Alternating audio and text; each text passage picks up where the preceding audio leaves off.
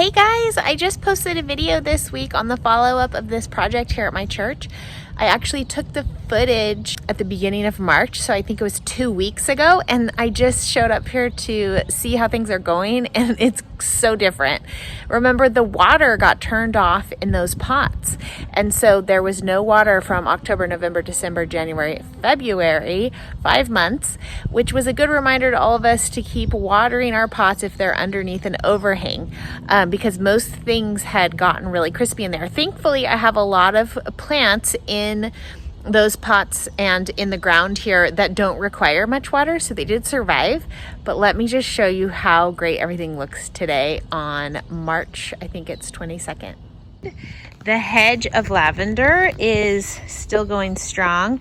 Remember, they're supposed to be 2 feet tall and wide, and so eventually touching. We have our crepe myrtle tree, and then I had planted a bunch of daffodils that are also deer resistant. And then the main thing we talked about in this bed was the salvia, which was brown because of the freeze, I believe. But look, it's coming back now from that rain, and there's some new growth down there. So I unfortunately don't have my clippers with me, but I'm gonna take this back to the ground now. It's time. We also have some milkweed, which is putting on new growth as well.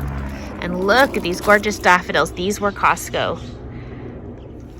All right, and then over here, we have 3 pots with, okay, so I cut back the butterfly bush in January, already putting on new growth.